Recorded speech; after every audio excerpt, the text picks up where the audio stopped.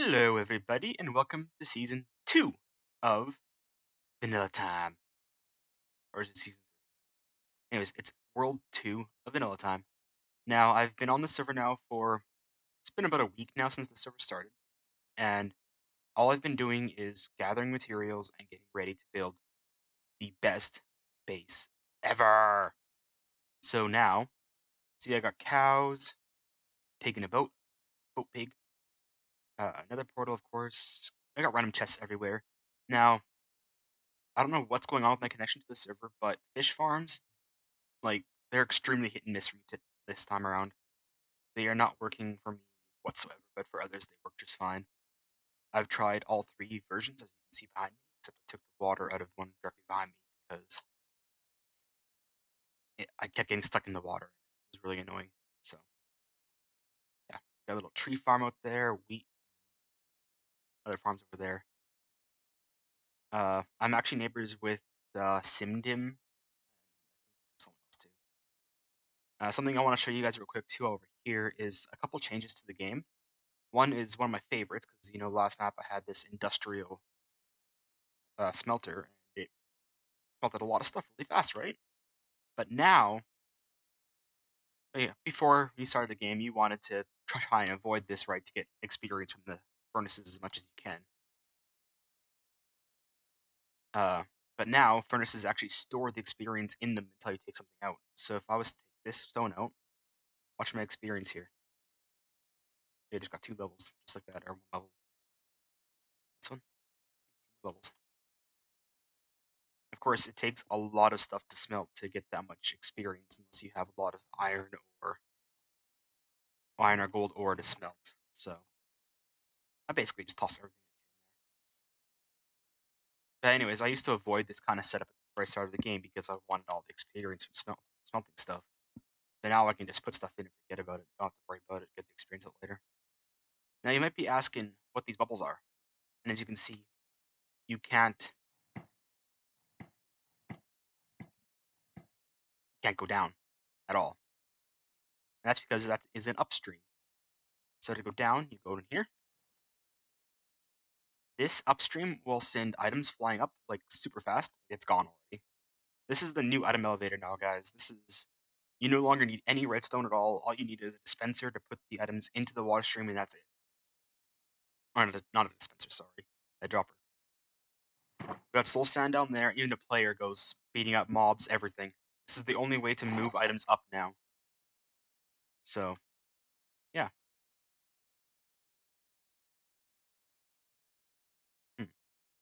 All right, I want to go and show you guys a little bit of an idea of what I had planned. Last map, it took me a while to get a guardian farm going. This time around, though, I've actually already conquered the temple, so just I have tons of boats. I don't. Hi, chicken. So boats.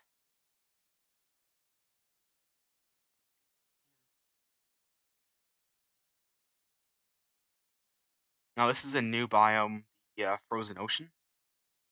See I do have night vision on. I'm hoping that I'll be able to get there's a sunken ship over there too. Hoping I'll be able to get my second account on soon to do some time lapses. I'd love to time lapse the destruction of this building here. This is my temple, and I believe Simdim is over there. That way or that way. So this is where I'm going to be building my place, right here. As you can see, I already killed all the guardians or elder guardians already, got all the sponges out. This one had actually 3 sponge rooms, so I have like a good 2 stacks of sponges. This over here is my first hidey hole actually, and someone went and put sea sponges, sea pickles in here. Ooh, I got paper in here. I need that. I gotta trade that. Anything else worthwhile in here? So this is, like I said, this is where I started before I knew that furnaces stored stuff. Ocean. So what I was thinking is going from the center of the Guardian farm here, so like right here, and then over here, like in a decent sized squared area, will be the actual Guardian farm, and then so I don't want to have it centered this time around. And you don't really need to have it centered as long as it's inside the Guardian Temple area. Fine. And I think we're gonna go out 30. No, we'll go out 40 blocks from the center. So like from that edge of that block there, 40 blocks out in each direction. So there'll be a square in the middle that'll be the item / player elevators. There'll be one square here for items and one square for player.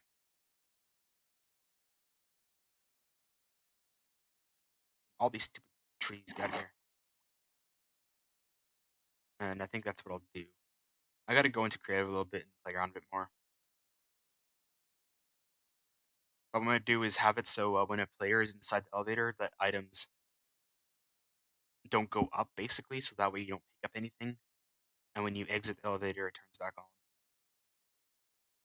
Some underwater ravines now.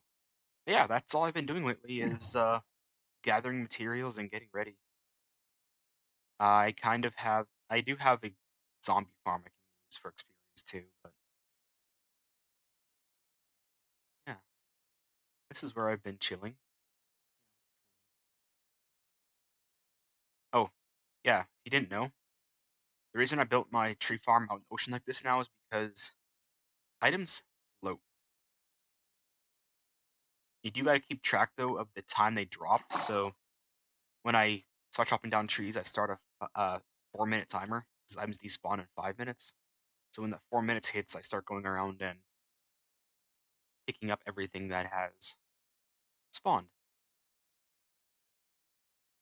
I think I have one more thing to show you guys over here. That pillar over there is the zombie farm. I actually have a tunnel underground anyway, so it's still there. There's polar bears everywhere now, guys. Like they're not rare at all.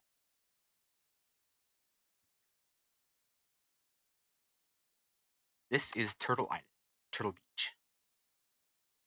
Turtles. Look at all the turtles. Now, if you're looking to get turtle shells, guys, adult turtles don't give you anything. They are basically there so you can breed them.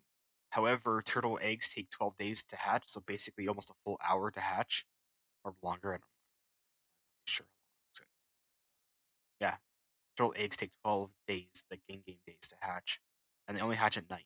So you can breed them up so many times, and I can fill that whole area in there where they're turtle inside the sandbox over there with turtle eggs with just 2 of them. They would hatch like constantly.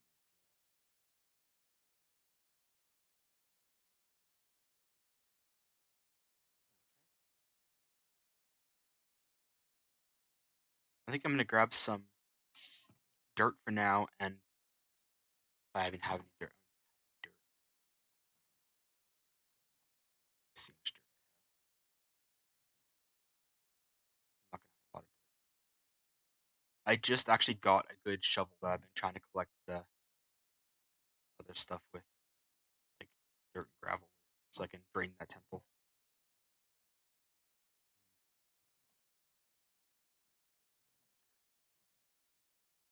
Anyways, I'm gonna grab this dirt and go and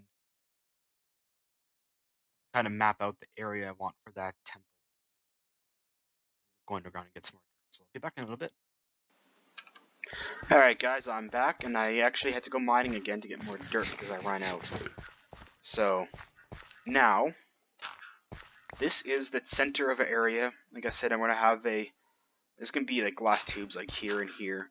One side's going to be for player, one side's going to be for items. Or, what I could do is keep this whole thing open. You jerk. Jerks. Jerks everywhere. And I'm stuck.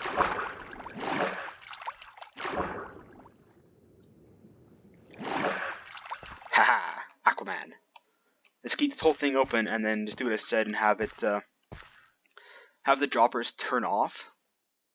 Because the items go up like instantly, so there'd be like no point in waiting really. Have the droppers that are putting stuff into the system to turn off when a player goes up. And then about, I don't know how I'm going to make it, but there's going to be a temple, like an Aztec temple up here, that is going to spew the items down rivers and stuff. Down here. Like around here, so. Actually, I need about how much room, so maybe around here. This is going to be the edge. So it's going to be like rivers of water going down the 4 edges for sorting systems. And then, yeah, items will just flow down the water. Now, I could hop into creative here real quick actually and show you guys what I mean. Alright guys, here in the redstone testing world now, and as you can see I made a little display here of what I'm thinking of doing. After looking at it a little bit, I'm thinking that the one stream for players and one stream for items might be the best bet. As much as I want to have this stream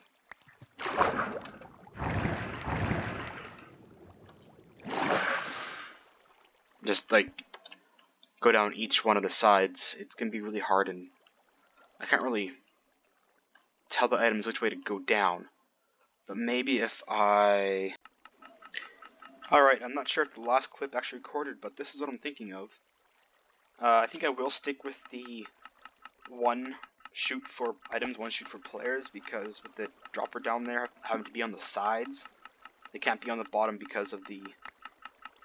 Maybe they can be on the bottom. Can the dropper go through soul sand? Like if I was to do...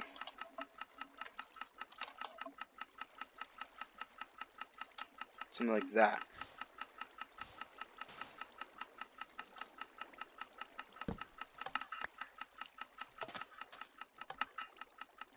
Yeah, see, it just puts off to the side, so I can't do that. So yeah, one shoot for players, one shoot for items, and then like the items would come down there, and the player would shoot up and like swim down the other side, or whatever. But yeah, that could be neat. The only thing I'm not looking forward to is the top has to have some kind of barrier, otherwise... Actually, you know what? I can make that work and just have like a fountain of water around the edge. That'd work too.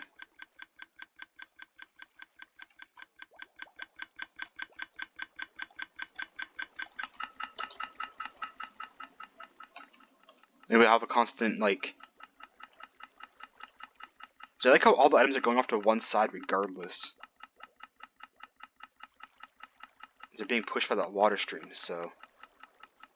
If I set it up right, all the items would land in the right area. Interesting. Okay. Anyways, that's it for episode 0, and I'll see you guys in the next episode, and hopefully I'll have a lot of the draining of the temple done. So, peace. F1 game. Thanks for watching. Hit that like icon and bell icon to keep updated on all new episodes.